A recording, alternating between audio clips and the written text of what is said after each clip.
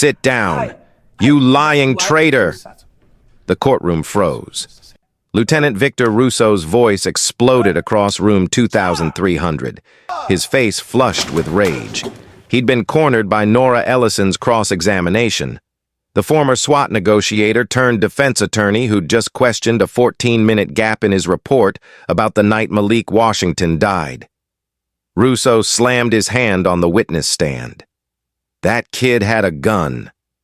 "You know that," he shouted. "Spit flying." Nora stood calm at the podium, her tone controlled, her gaze steady. "Lieutenant Russo, the report you filed shows your body cam stopped recording 42 minutes before the shooting. Can you explain that?" The room went silent. Only the faint hum of the overhead lights filled the air. Russo's jaw tightened. His chest heaved. Then, without warning, he charged forward. Crossing the boundary between witness and attorney, his open palm struck Nora across the face so hard the sound cracked like a gunshot. Blood traced the edge of her lip. For 1 second, the courtroom gasped. Then training took over. Nora's right hand seized his wrist. Her left locked the elbow, and with a fluid drop of her hip, she hurled the 220-pound officer into the air.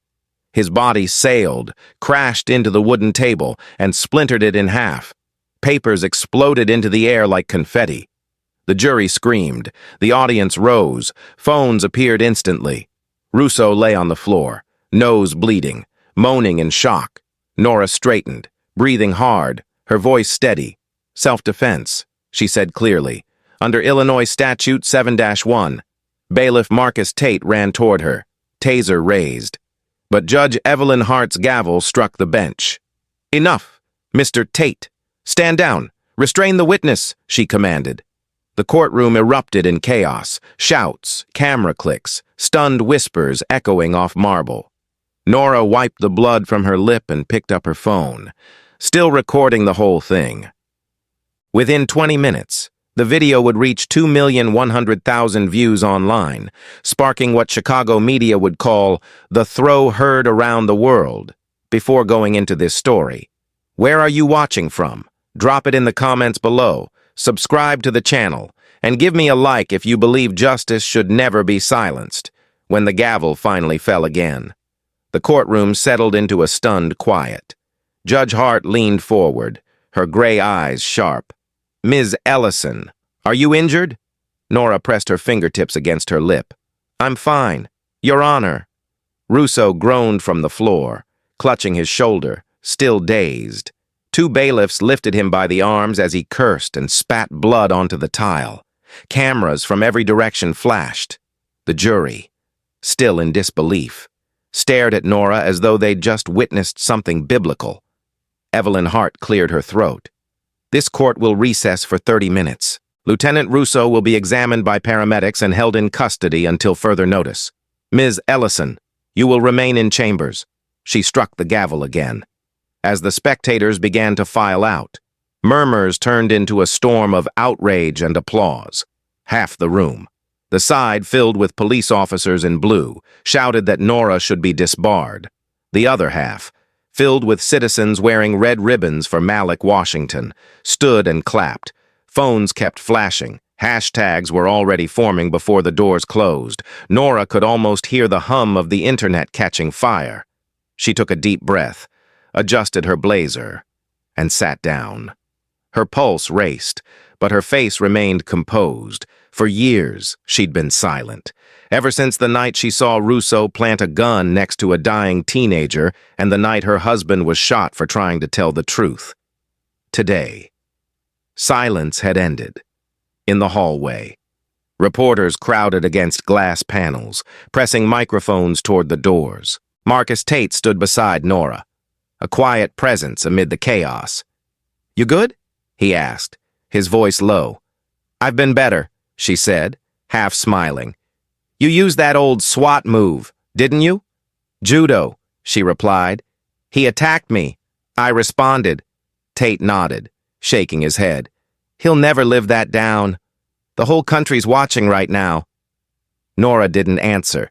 She could feel the weight of every phone lens aimed at her, every eye demanding a reaction. Instead, she opened her case folder and reviewed her notes, blood still drying on her chin.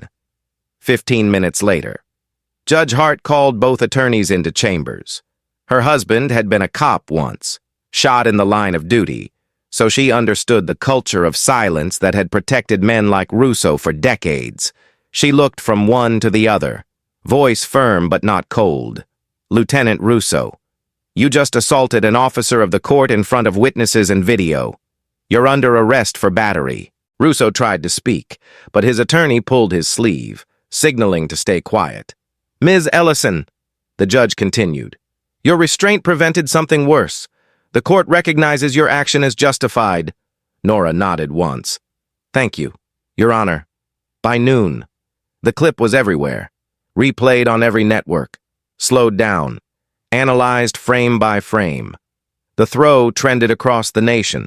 Talk show hosts debated whether she was a hero or a disgrace. Commentators praised her poise. Veterans recognized her control, and activists called it the beginning of the end for Chicago's Blue Wall. Meanwhile, inside Nora's small office on LaSalle Street, a line of reporters and protesters stretched down the block. Maya Patel, her colleague and digital investigator, managed the chaos. "It's all over Twitter. Nora," she said, spinning her laptop around, 2 million views in 20 minutes, hashtags, memes, edits, you name it. Nora stared at the screen, seeing herself frozen mid-throw, her face calm, eyes fixed, blood at the corner of her mouth. She didn't smile. "This isn't a fight for fame," she said softly. "It's for Malik." In the days that followed, police unions demanded sanctions. While civil rights groups flooded the courthouse steps, Judge Hart received threats. Russo's lawyer tried to spin the story as temporary emotional distress, but the evidence was irrefutable. Dozens of phones had captured the assault from every angle. Every frame showed the same thing: Russo losing control, Nora defending herself with precision. For the first time, the city couldn't hide behind internal investigations or policy shields. It was public, undeniable, and viral.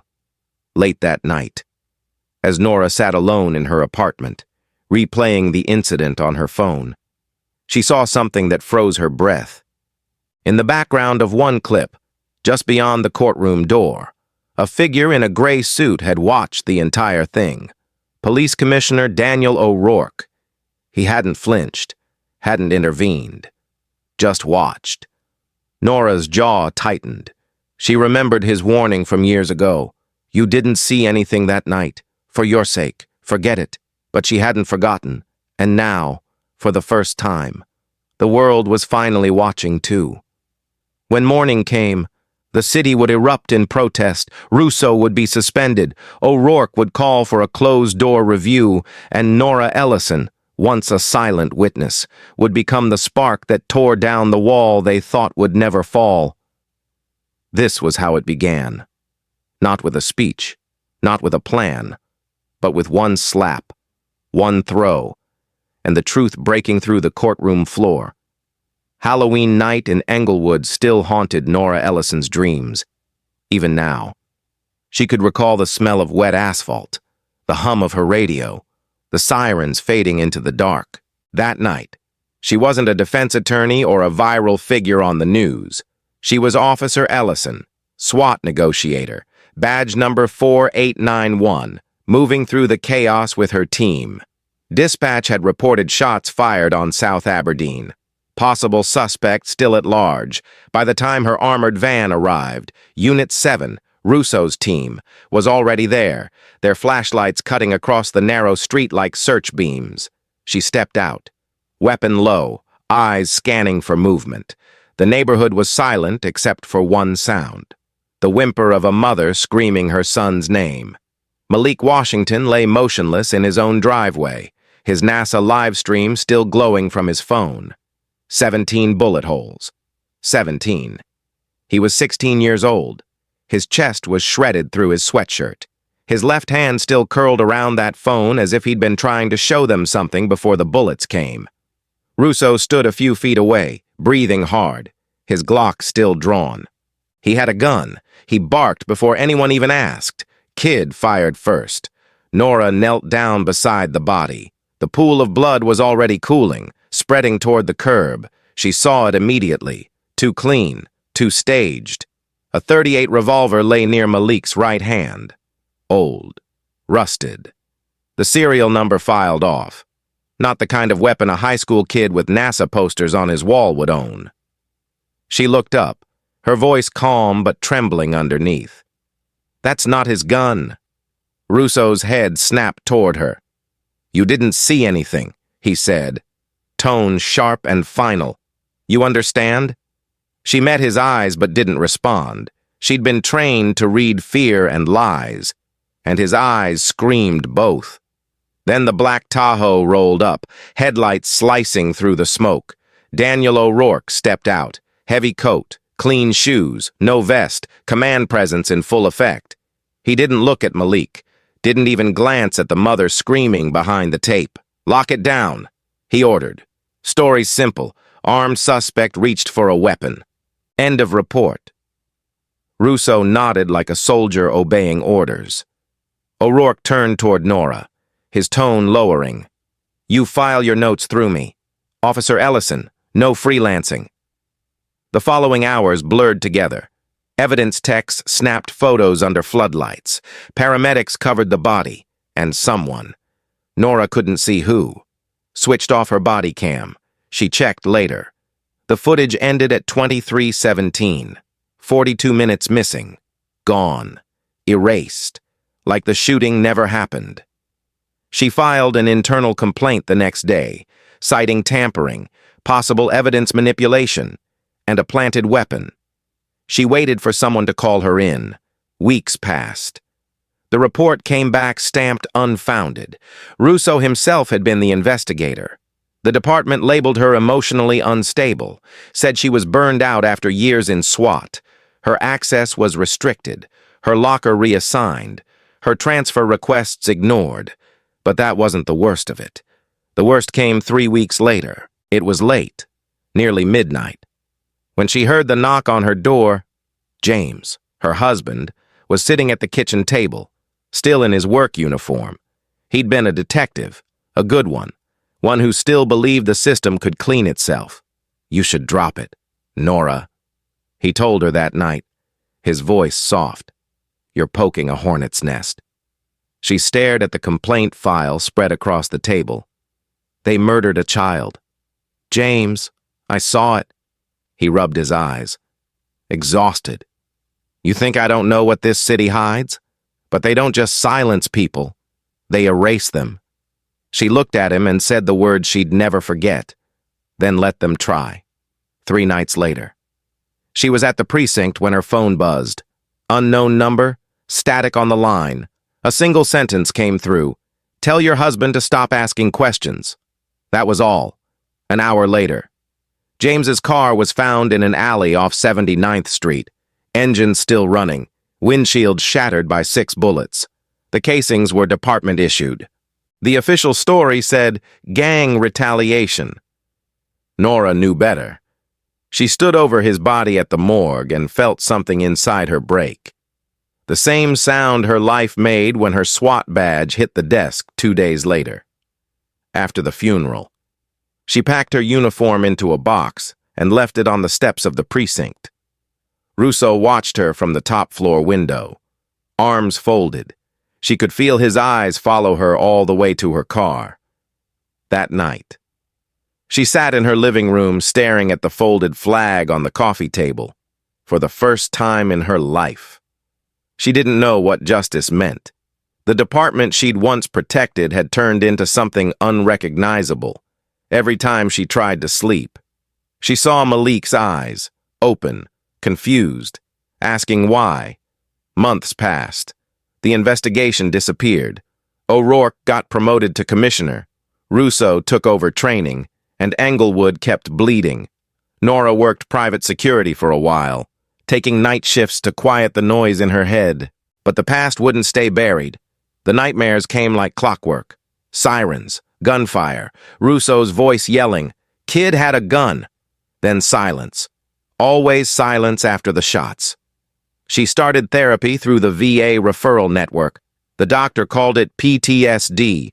Nora called it clarity, because the memories weren't fading, they were sharpening. Every detail from that night played back in high definition. The streetlight flicker, the way O'Rourke's radio clicked right before the Tahoe door closed, the sound of Malik's phone still streaming NASA's Mars feed, the frame she couldn't forget, the reflection of her own face in the window when Russo planted the gun. 2 years later, she passed the bar. She hadn't planned to become a lawyer. It just happened after too many nights spent reading case files, too many mothers crying on courthouse steps. When the Washington family reached out to her, she almost said no. But when she saw Tamara Washington holding her son's telescope, she felt something shift. "You were there that night, weren't you?" Tamara asked, her voice trembling. Nora nodded slowly. "Yes, I saw everything." That's how she found herself standing in room 2300 a year later, cross-examining the man who'd destroyed her life. Victor Russo, still loud, still reckless, but weaker now. The whiskey eating through his nerves. He looked at her with hatred, but beneath that was fear, because he knew she was the only witness he couldn't intimidate anymore. He could slap her, curse her, try to break her, but she'd already lost everything that could be taken.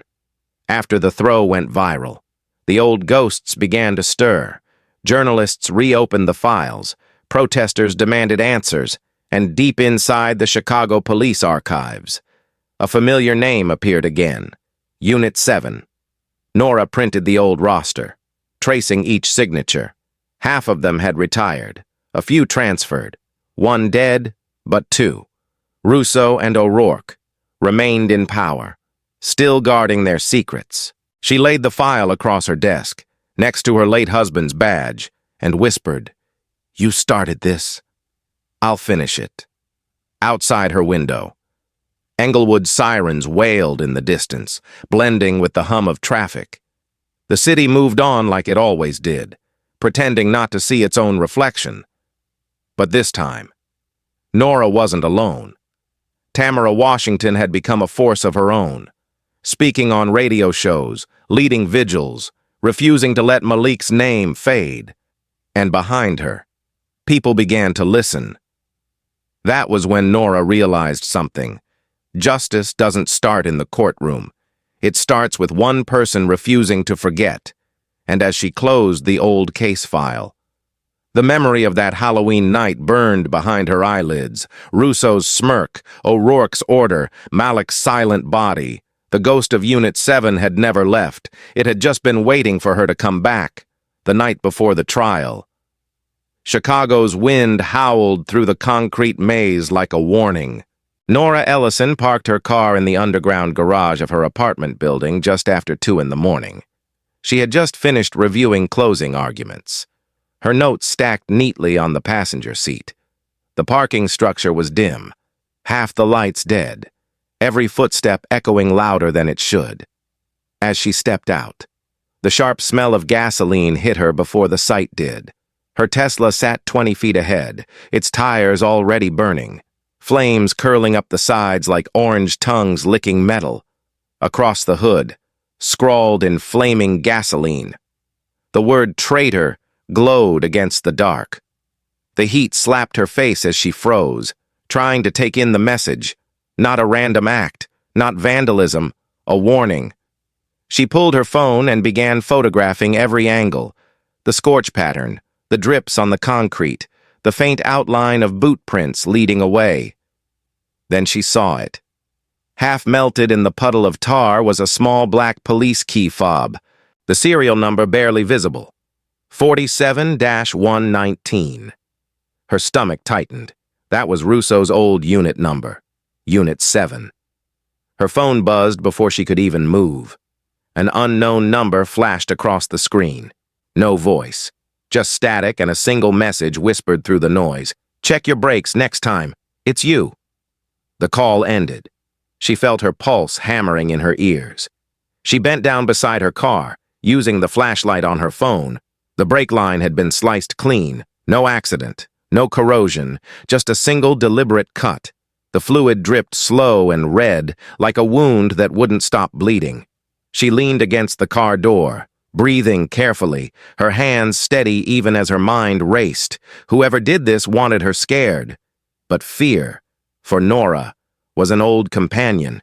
It didn't paralyze her anymore, it focused her.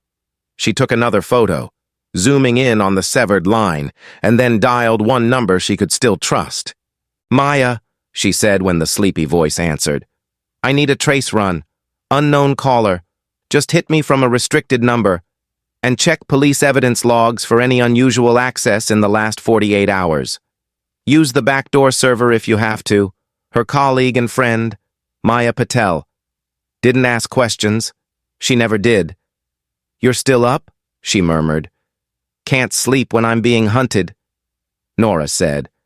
Maya was a hybrid of two worlds, half attorney, half hacker. She'd built a private server that mirrored portions of the city's evidence database.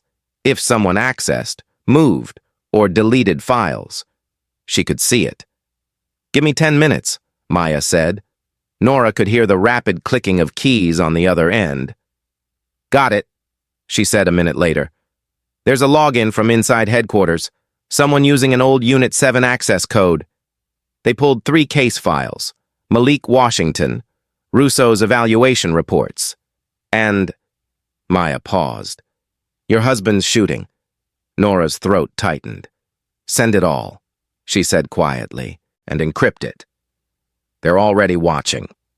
She hung up and walked slowly around the burning car, watching the flames eat through the paint. It was almost beautiful in a morbid way. The destruction so perfect, so controlled. Whoever did it knew her schedule, her route, her garage code. That wasn't random. It was internal. She thought of O'Rourke, his cold stare in court, the faint smile when she spoke Malik's name. He had eyes everywhere. If he'd ordered Russo to slap her, this was just the sequel. She looked up at the security cameras hanging above the exit. Dead. No red light. No feed. Someone had cut them too. She cursed under her breath. By the time the fire department arrived, the Tesla was already a shell. The firefighters asked questions she didn't answer. She gave her statement, calm, measured, knowing that any misstep would make her look paranoid when the police showed up. She could feel the skepticism dripping off their words. "You think it's connected to your case, Ms. Ellison?" one officer asked, half smirking. "I don't think," she replied. "I know." She spent the rest of the night cleaning soot off her hands in the kitchen sink. Every motion was slow, deliberate. The smell of smoke clung to her clothes like memory. On the counter lay her husband's old badge, tarnished, but still gleaming faintly in the low light. She picked it up, running her thumb along the edge, whispering to herself, "You were right. James, they don't stop." At dawn, she called Detective Lena Brooks from Internal Affairs, one of the few who hadn't sold her soul to the department. Lena had a reputation for going after her own. She was also a single mother and knew what fear looked like when it showed up at your door. "Jesus, Nora," Lena said after hearing the story. "That's an escalation. You need a security detail." Nora shook her head. "No, they'd just assigned someone on Russo's payroll. I'm safer alone." Lena exhaled sharply. "At least let me log it as a threat. If this goes bad, I'll need it on record." Nora agreed. By 9 that morning, Maya sent the full report. The deleted files had been accessed from an administrative terminal inside the 35th and Michigan evidence room, the same building where O'Rourke's office was located. Access timestamp, 2:14 a.m., the exact minute Nora entered her garage. She stared at the screen. They were watching me in real time. She murmured, "They wanted me to know." That afternoon, she drove a rental car to the courthouse for the pretrial motions. Her hands still smelled faintly of burnt rubber. As she stepped into the marble hallway, she could feel the stares, the quiet judgment of officers in uniform lining the benches. One muttered "traitor" under his breath as she passed. Another laughed. She didn't look at them. She just kept walking, heels clicking steady, her posture unbroken, in the restroom mirror. She studied her reflection. There were dark circles under her eyes, a faint scar at the corner of her lip from Russo's slap. She touched it lightly, not in vanity, but as a reminder. Every mark told a story, and this one wasn't over. Before stepping into the courtroom, she checked her phone. Another message from the same number, this time, just one photo. Her husband's headstone, freshly photographed at dawn, underneath. 3 words, "Drop the case." For a moment. She stood frozen in the hallway, her breath caught between fury and grief. Then she put the phone away, straightened her jacket, and walked into court. Judge Hart was already on the bench, her gavel ready, her expression neutral but watchful. Russo sat at the defense table, his arm in a sling from the fall she'd given him. He smirked when their eyes met. Nora didn't blink. The trial resumed, but something had changed. The slap had made her a symbol, the attack had made her a target. But this was personal. Every move from here on out would have to be surgical, deliberate.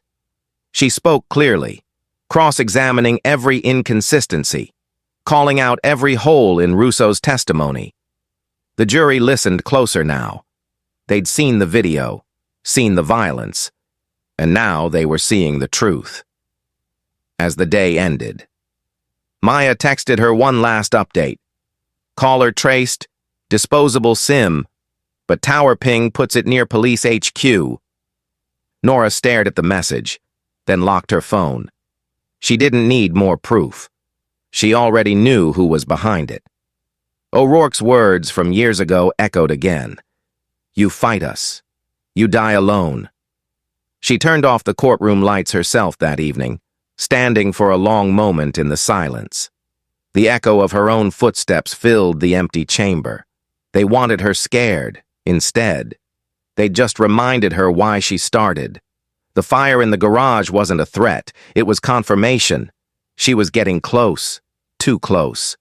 And as she walked out into the cold night, she looked up at the skyline and whispered, "You can burn my car, cut my brakes, send ghosts from my past. But I'm still here. And tomorrow, I'm coming for all of you." The courthouse basement smelled of oil and old concrete, a low, reverberant place where important things were carried in and out under the hum of fluorescent lights.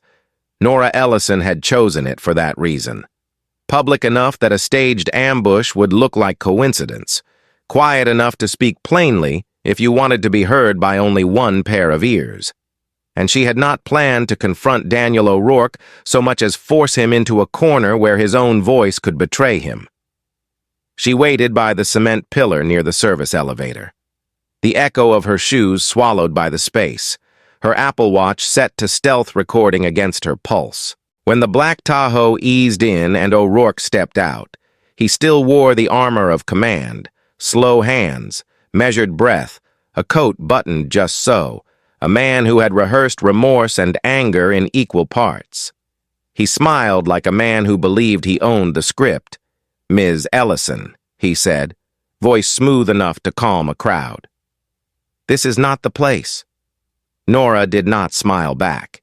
She pulled the phone from her pocket and showed it for a heartbeat, not to threaten, but to note the witness she already had.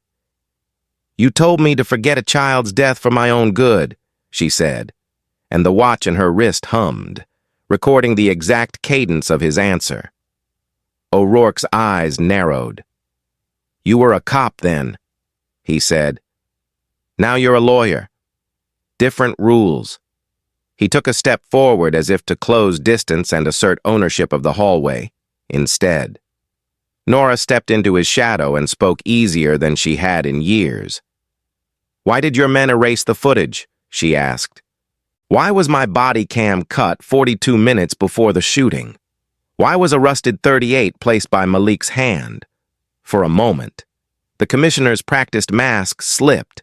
The lines around his mouth tightened like rope. He laughed, a small sound, not of humor, but of someone admitting defeat. You think there's a camera on every conscience? Miss Ellison, there are things that must be managed. The city has interests. Families have needs. Sometimes evidence complicates both. His answer was an attempt at appeal, a voice meant to rationalize. Nora's jaw clenched. She felt the old training inside her, read the micro-expressions, note the tiny shifts, and she let the watch do the rest. They moved through a choreography of accusations and obfuscation that felt painfully familiar, O'Rourke insisting on the necessity of preserving the department's reputation. Nora refusing to let the word necessity become a euphemism for murder. He mentioned the warehouse fire as if the phrase itself could make the memory recede. Autopsy report burned, he said, almost conversationally, as if naming a file that had simply expired. Ballistics melted. You fight ghosts, and the city uses a lighter. The banality of the image. Papers turning to ash, fractions of the truth becoming cinders, stung worse than a slap. Nora's mind catalogued each syllable, the way his fingers found the seam of his coat, the way his eyes flicked to the stairwell as if checking that no one approached. She kept the conversation tight, legal and direct, because the more he talked, the more he revealed, he told her, without the courtesy of regret, that the deletion of the body cam footage had been an administrative override authorized from the top. He said Russo had been handled that night, and that her husband's death had been an unfortunate consequence of collateral loyalty, and, in a line that made the bile rise in her throat, he admitted, almost offhandedly, that her breaks were not an accident. We keep things tidy, he said. Accidents are sometimes necessary to close a loop. Nora did not sputter or scream. She folded the rage into cold facts and let the watch gather proof. For a long moment they simply looked at one another, a pair of people who had once worn the same institution on their shoulders and now recognized the rot beneath. O'Rourke, who had built a life of plausible deniability and quiet arrangements, moved to leave. He had not intended to confess anything so specific, but the microphone stitched to Nora's wrist had already turned his offhand into a thread she could pull. As his footsteps receded, his voice returned, smaller, defensively eager to pretend remorse. You should be careful. Nora, this is bigger than you. It was the same threat he had always used, an attempt to shrink her, a warning masquerading as advice. She watched his shadow on the concrete swallow itself as he walked away, then exhaled only when the sound of the Tahoe's engine faded. Back at her office, she listened. Twice. To the file the watch had made.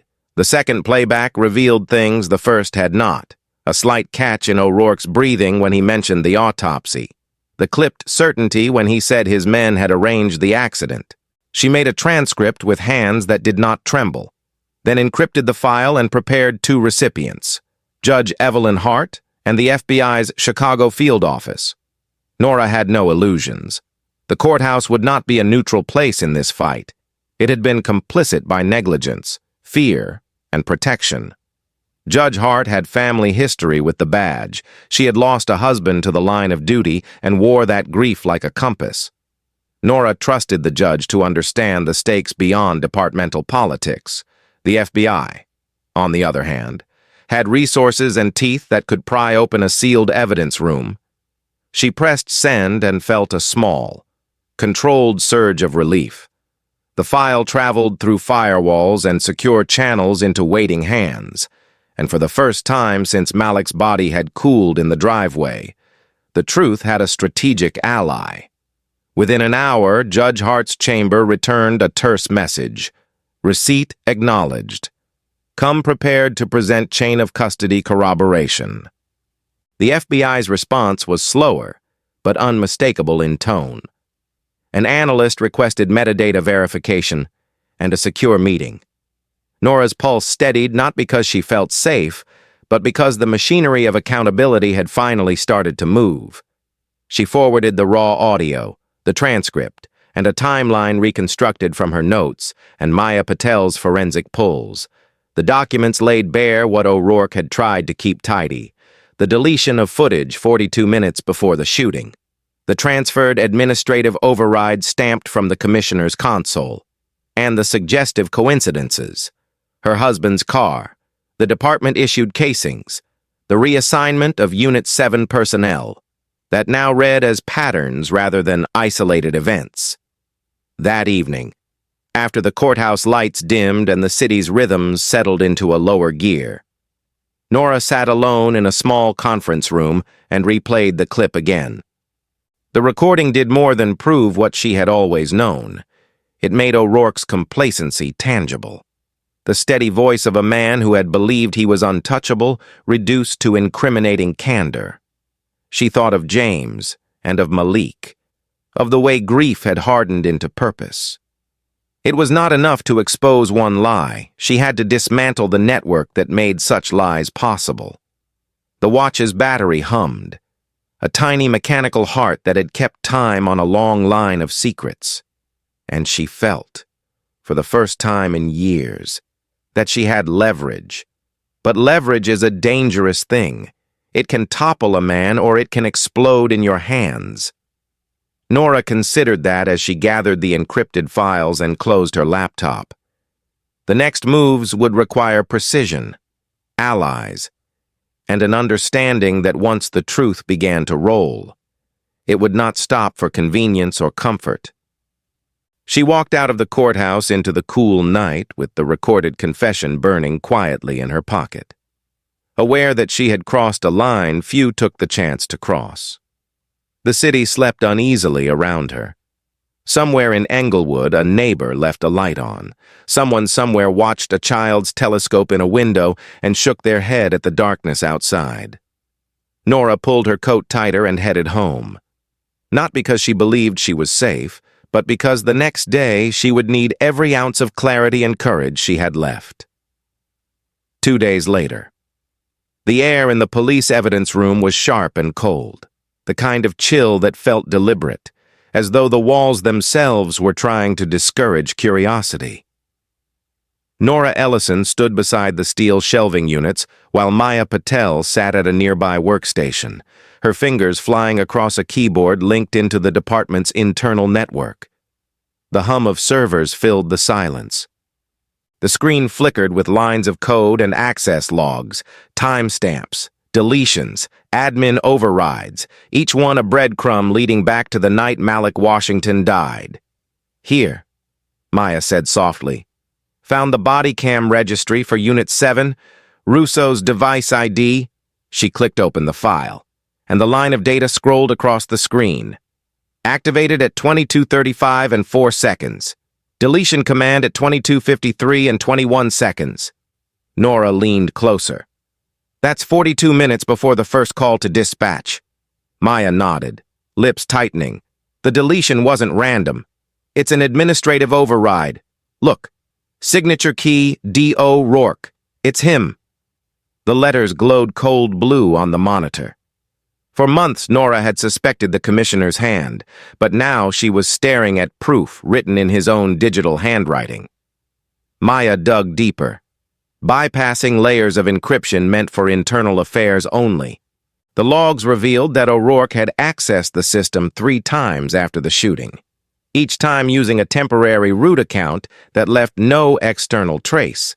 It was the digital equivalent of fingerprints wiped clean. Except Maya's script could still read the ghost data. He wasn't just covering for Russo. She murmured. He was managing the story from the top. Nora exhaled slowly, forcing her pulse to stay steady. Download everything, metadata, access history, IP origin. She knew what came next would be dangerous. Every digital door they opened risked triggering alerts inside the department's security protocol. But Maya was careful, using mirrored servers and proxy masks, as the data transferred. The door to the evidence room creaked open. Detective Lena Brooks stepped in, her badge hanging from her neck, her expression tight but determined. "I came through the back stairwell," she said. "If anyone asks. I'm reviewing narcotics inventory." She looked at the monitor and frowned. "You're not supposed to be in this system. Maya, neither are you," Maya replied without looking up. Lena half smiled. "Fair point." She turned to Nora. "You were right. Russo's team never should have been on that call. Dispatch records show they staged 3 blocks away at 21:30. Malik was already home. No emergency. No reason to engage." Nora's throat tightened, meaning it was planned. Lena nodded. They waited for him to come back from the corner store. "I've seen the internal memos. O'Rourke was on radio supervision the whole time. He told Russo to make sure the suspect doesn't walk." For a long moment, no one spoke. The words hung heavy in the sterile air. 17 shots, Nora whispered. He didn't just want control of the scene. He wanted the boy dead. Lena met her eyes, voice low. It was an example. Send a message through fear. Keep Englewood quiet. Keep their numbers clean. Maya printed the log reports, sliding the warm pages into an evidence envelope. Nora signed and dated the top, then sealed it with tape from the wall dispenser. "Chain of custody begins now," she said. Lena added her signature beneath, "and it won't end until this city knows what they did." Back at the courthouse later that day, Nora presented the documents in Judge Hart's chambers. The judge listened in silence as Nora explained the deletion, the override, the staged response. When Nora finished, Judge Hart folded her hands together and stared at the ceiling for a long, quiet moment. "You realize what this means," she said finally. "If we enter this into record, the city will be forced to disclose every communication between the commissioner and field command. You're going to expose a chain of corruption that reaches the mayor's office." Nora nodded. "Then let it reach. Malik Washington deserves that." Hart sighed, but her eyes held steel. "So be it. Submit the motion under sealed order. I'll authorize FBI verification first." Within hours, the Bureau's cyber forensics team confirmed the metadata. Russo's body cam had been manually erased 42 minutes before the first dispatch entry, and the deletion came from a device registered to Commissioner Daniel O'Rourke's login credentials. There was no plausible deniability left. News didn't break yet, but inside the department, whispers began to spread like wildfire. Officers texted each other in code. The union held emergency meetings, and for the first time in years, the thin blue wall had cracks you could see. That night, Nora sat alone in her apartment, the city's glow flickering through the blinds. Her phone vibrated again, this time not a threat, but a message from Maya. FBI verified. O'Rourke's cornered. She closed her eyes for a long second, remembering Malik's face from that night in the driveway, the starlight glinting off his cracked phone screen, the quiet dream of space that had died with him. She whispered, "We're getting there, kid." Across town, O'Rourke stood in his office overlooking Michigan Avenue, staring at the skyline he once ruled. His phone buzzed with alerts from his legal team, news of subpoenas, sealed indictments. He had known this day would come, but not this soon, not from her. He poured a glass of whiskey, hands shaking just slightly. In the reflection of the window, he saw not power but the outline of a man who had built an empire out of silence, and watched it burn. By morning, Internal Affairs filed a formal notice of inquiry. Russo was ordered to surrender his badge and weapon pending review. Lena Brooks delivered the notice herself, standing in his doorway as cameras watched from across the street. Russo laughed in disbelief, then cursed her all the way down the hall. It didn't matter. The tide had shifted. Later that afternoon, Nora and Lena met again in the courthouse cafeteria, their voices low. "You know this won't stop with him," Lena said. Once the feds start digging, they'll find others. Judges, city contracts, maybe even evidence tampering in old homicide cases. Nora stirred her coffee without looking up. Good. Let them dig. Lena smiled faintly. You ever get tired of fighting ghosts? Nora looked up at her, her voice calm. Only when they stop haunting the living. The next day's hearing ran long. Nora presented the technical analysis to the court, step by step, explaining how the footage vanished, how O'Rourke's override worked, and how Malik Washington's death had been engineered, not accidental. The courtroom sat in stunned silence. Even the officers in blue couldn't find words to defend it. Judge Hart leaned forward, her voice carrying through every corner of the room. Ms. Ellison, this court thanks you for your courage. The truth you've uncovered will not disappear again. When Nora stepped out of the courthouse into the gray afternoon, a crowd had gathered, citizens, reporters, activists, police veterans, even young cadets. Some held signs with Malik's name, others just stood in quiet solidarity. As she walked down the steps, flashes went off, microphones reached toward her, and someone shouted, "What happens next?" Nora paused, met their eyes, and said, "Next. We finish what they started." That night, in the quiet of her office, she reviewed the files one last time before sending copies to the U.S. Attorney's Office. The email's subject line was simple. Evidence, O'Rourke chain of command. She hit send, exhaled, and turned off the lights. For the first time in a long while, she didn't feel like she was carrying the city alone. The truth had weight, but now it was finally shared. And that, she thought, was how justice begins to move. 1 week later, the headlines hit like thunder across Chicago. Police commissioner found dead in jail cell. Daniel O'Rourke, 60 years old, former Marine, once untouchable, had hung himself with a department-issued tie inside Cook County Jail. The guards found him at dawn, the note folded neatly beneath his watch. It read only 6 words. I only protected the department. Always. For Nora Ellison. The words were less confession than confirmation. The truth had finally reached the man who'd built the wall, and now that wall had cracked. The city woke up to chaos. Federal agents swarmed police headquarters before breakfast. 17 officers were let out in cuffs by noon. The air was heavy with disbelief, officers watching brothers and friends being loaded into vans while reporters shouted questions they couldn't answer. Inside the federal courthouse, Victor Russo sat in chains, head lowered, his face pale from sleepless nights. He had spent 30 years in the uniform and 1 week in hell. His lawyer whispered quietly beside him, but Nora didn't need to hear the words to know the meaning. Russo had cut a deal, under oath. He spoke in a trembling monotone that seemed to echo off the marble walls. Commissioner O'Rourke ordered it. He said, "Told us to make sure the kid was dead. Said we'd find a gun later."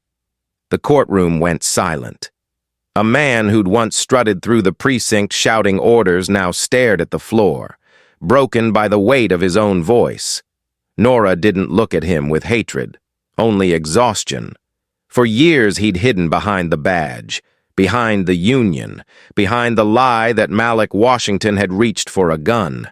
Now, the truth came out of his own mouth, word by word, in front of cameras broadcasting to millions. Judge Evelyn Hart's gavel came down with a sound that seemed to shake the city. Russo pleaded guilty to obstruction, conspiracy, and evidence tampering. 25 years in federal prison. No parole. The judge's voice was steady but filled with an anger that could only come from personal loss. "This city trusted you," she said. "You used that trust to bury a boy and protect a system built on silence. That silence ends today."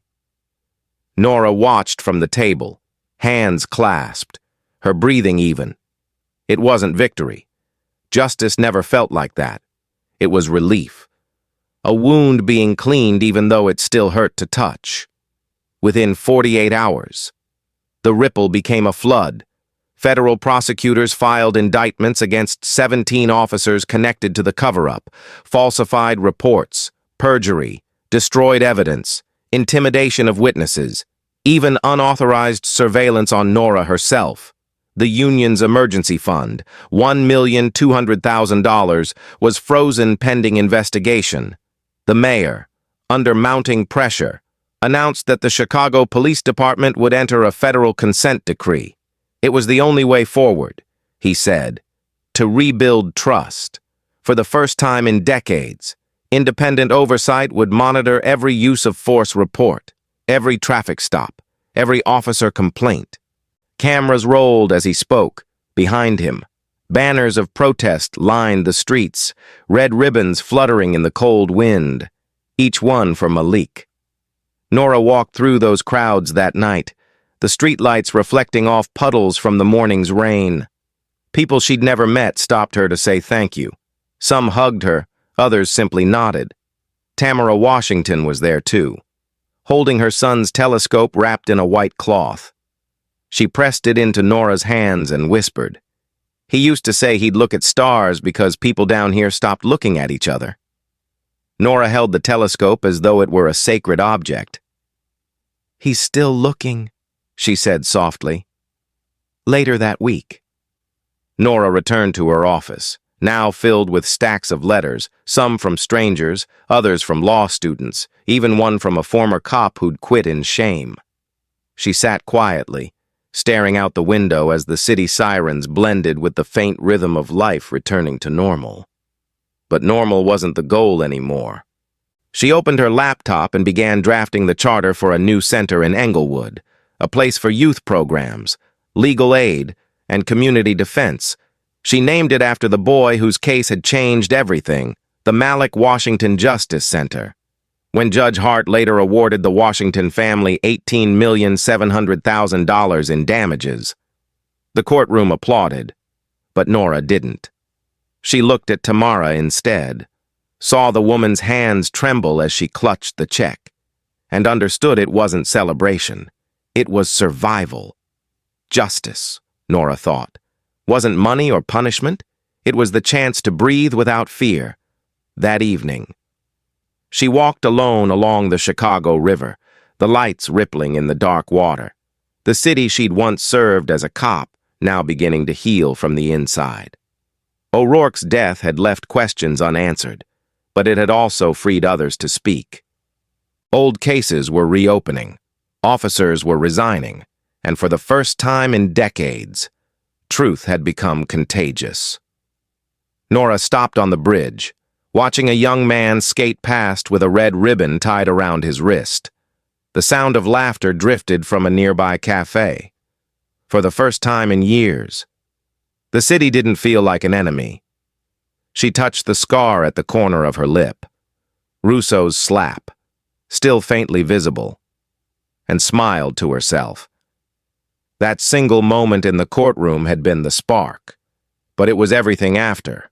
The fight, the proof, the voices, that turned it into a fire no one could contain. Chicago wasn't saved, not yet, but it was awake, and for Nora Ellison, that was enough to keep going.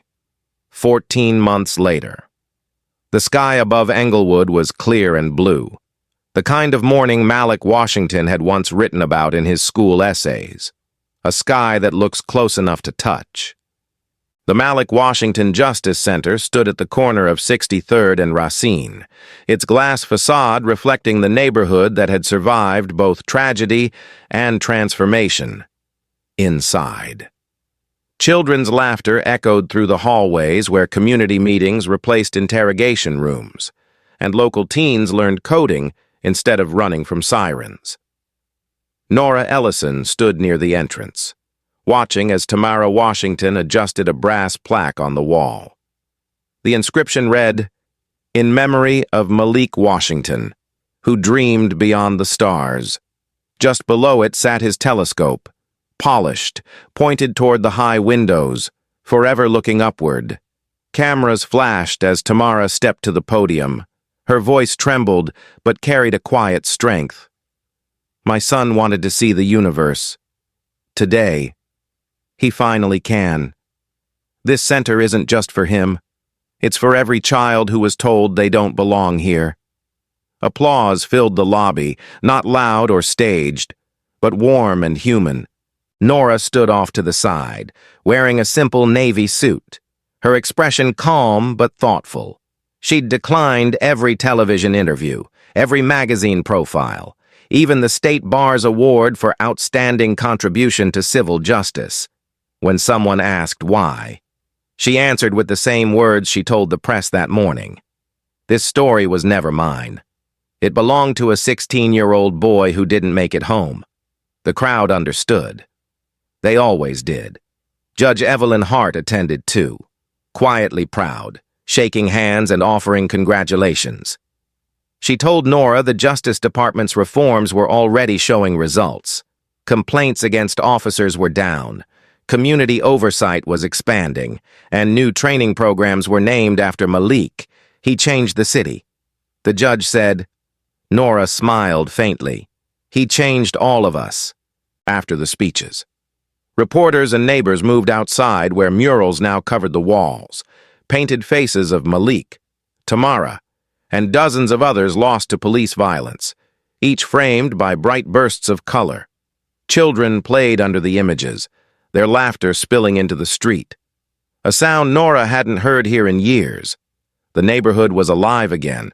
Grocery stores had reopened, small businesses were returning, and a quiet sense of ownership had taken root where despair once lived. It wasn't perfect, but it was progress. That night, long after the ribbon was cut and the cameras gone, Nora sat alone in her office on the second floor, the telescope's reflection glowing faintly in the glass wall. A folder sat on her desk, thank you letters, photos, invitations. But one email blinked unread. The sender, Lena Brooks. Subject line, confidential, drone footage. Nora opened it, her heartbeat slowing as the message appeared. Unit 7 wasn't alone that night. Check the drone footage. Halloween, 22:30 to 22:45. Coordinates attached. Attached below was an encrypted link and a short note in Lena's handwriting scanned as an image. You were right. There's more. For a moment. Nora didn't move. The room was still except for the low hum of the air conditioning.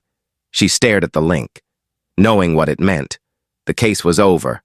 The department reformed. But truth, she'd learned, never stayed buried. It simply waited for courage to return. Slowly. She leaned back in her chair, eyes drifting toward the telescope. Not yet, she whispered, a soft smile crossing her face. The fight's not over. Outside, the city lights shimmered like stars reflected in broken glass. Across town. Maya Patel worked late at her laptop, cross-referencing the metadata from Lena's file. The pattern was unmistakable. 2 drones, not one. Airborne over Englewood the night of the shooting. One belonged to the department. The other was registered to a private contractor linked to a security firm under city contract. It meant another layer, another shadow behind the badge. Maya didn't call Nora that night. She knew her friend would read it when she was ready. Downstairs. Tamara lingered in the lobby long after everyone left. She traced her fingers across her son's telescope, whispering a prayer only mothers understand. Keep watching us, baby, she said softly. The janitor turned off the lights, leaving only the soft glow of the city filtering through the windows, casting a beam across the telescope's lens, like a star had found its way home. When Nora finally stepped outside, the night air was cool and quiet. She walked to her car but paused halfway, looking back at the building one more time. The glass panels caught the moonlight, reflecting both the street and the sky, a mirror of everything she'd fought for. She thought of James, her husband, gone but still guiding her choices. She thought of Malik's voice on that old NASA stream saying, "You can't see the stars if you don't look up." And she thought of O'Rourke's final note, his hollow confession that he'd only protected the department. In that contrast, she saw the truth. Protection without conscience isn't loyalty. It's cowardice. She started the car but didn't drive off. Instead, she watched the Justice Center's lights flicker behind her like a heartbeat, steady and alive, somewhere in the distance. A siren wailed, but it didn't sound menacing anymore. It sounded like movement, like a city beginning to breathe again. Nora whispered quietly to herself, almost as a vow. Justice isn't a verdict. It's a process.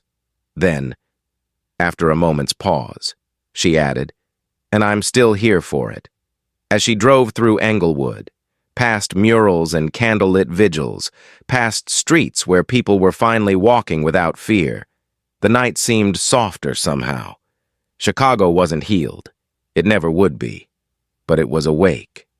And in that fragile, imperfect awakening, Nora Ellison found peace enough to keep fighting, one truth at a time. Thank you so much for watching this story. If it moved you, please take a moment to like, share, and subscribe. It truly helps us keep telling stories that matter.